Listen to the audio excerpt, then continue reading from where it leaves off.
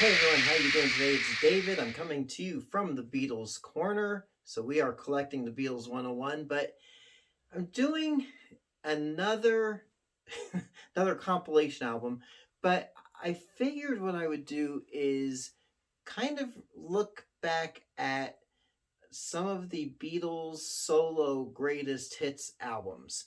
And this go round, it is this one, The Best of George Harrison. Now, this was released on vinyl in November of 1976. Two different, one date in the UK, another date here in the United States. Not released on the same day, but both released in the same month. This obviously is the CD version, which was released in 1987, and I just listened to it. Um, Really, a no frills package. Um, there's the British edition of the cover.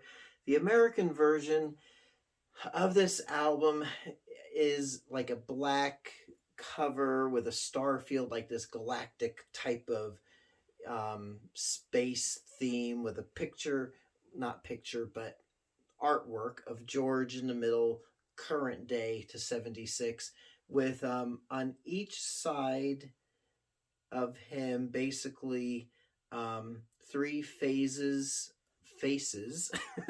three phases of faces of him from earlier Beatles period. Let's just say Beatles period, different phases.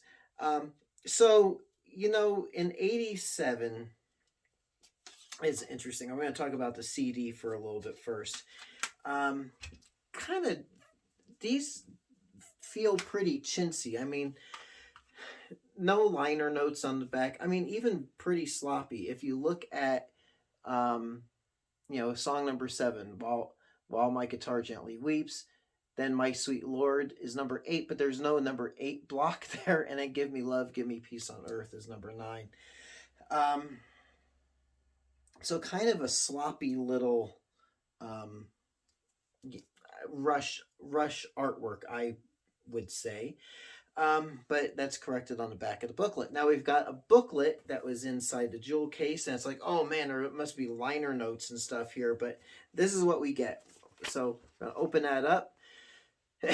Song listing. Oh, cool. There's like a few more pages. So let's open up to the next page where we get this gatefold picture of George Harrison. It's like, well, surely, don't call me Shirley, there must be something. I don't even like that picture. That's kind of a chintzy looking picture. I'm using that word a bit, aren't I? Chintzy. But that's what it is. So how about that? Well, we open to the inside back cover and same picture of George Harrison, but a close-up picture. The best, and then just some info about the compact disc, and then we go. No info. I mean, it would have been nice if they did some liner notes, um, but they didn't. This is mastered analog digital, because it was from the analog sourced recordings, digitally mastered. And again, there's the actual CD. No frills, no thrills, no chills. Okay, so that's the CD part of all. It sounds really good too. Those original mixes of the songs still sound pretty good. Nice to my ears, at least. But here's the bane of contention with this package. Now, 13 songs. Let's see what we notice about the songs that were selected for the best of George Harrison. Something from the Abbey Road album. If I Needed Someone from Rubber Soul. Here Comes the Sun from Abbey Road. Taxman from Revolver. Think for Yourself from Rubber Soul. For You Blue from Let It Be. While My Guitar Gently Weeps from the album entitled The Beatles, aka the White Album. Here's part of the issue. Those first 7 songs are Beatles songs. Um, no, no, they're not all solo George Harrison songs. They're great songs. Don't get me wrong. This was again released in 1976. I believe it was issued by Capitol. It was their idea to issue this collection. This was at the height of the resurgence of Beatlemania in the 70s. So, hey, why not? Let's cash in on the best of George Harrison with issuing some more than half of the songs on the album as Beatles songs. Again, great songs. I mean, technically, this is a Beatles album with some George Harrison songs thrown in. The remaining 6 songs: My Sweet Lord, Give Me Love, You, Bangladesh, Dark Horse, and What Is Life. Now, I do not own really any early George Harrison solo albums. I do have this, and I've got the Cloud Nine album. I think that's it. Um, but I know there are other songs. I mean, there are three records worth of songs on the All Things Must Pass album. There must have been at least one or two other great songs on there that would be qualified as best. It is interesting that um, this was also released at a time when George Harrison was transitioning to a new record label, which I believe was Warner Brothers, if I'm remembering right. But certainly I would contend maybe no, you shouldn't have any Beatles songs on here. I can't believe I'm saying that. But it's true. Even though the George Harrison songs that were the Beatles songs were very strong. I mean, why make another Beatles package? Now Capitol, EMI, whatever, already issued around a little previous to this Shaved Fish by John Lennon, which was his greatest hits album from 75. No Beatles songs on there.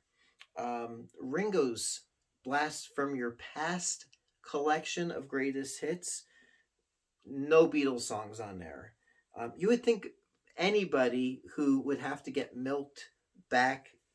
Sorry, it's allergy season. Like, would have to get like pad out his album with a Beatles song would have been Ringo, but I don't believe I've never heard it. I don't have it. Believe that would be the case, but why? Why?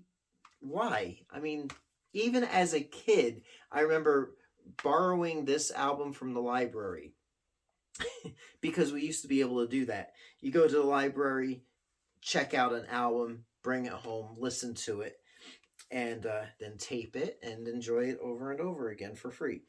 But even then, as a kid, I was like, these are Beatles songs. Why are they on the best of George Harrison?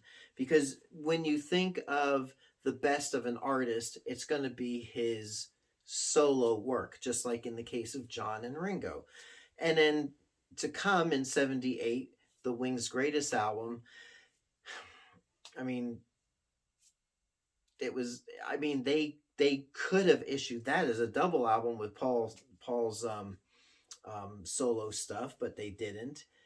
But with George, I feel like he got the short end of the stick with this one, especially since he was considered at the time as the most prolific of the post Beatles soloists.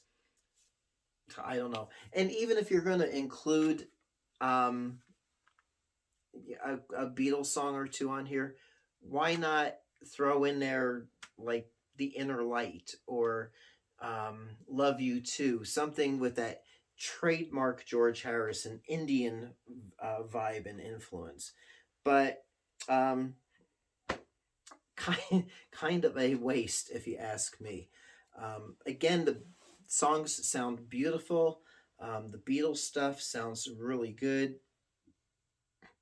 And there you go. I did enjoy listening to it today, but I'm not going to really dive back and listen to it for the majority of Beatles songs that I have on other albums. So there you go. The best of George Harrison and the Beatles.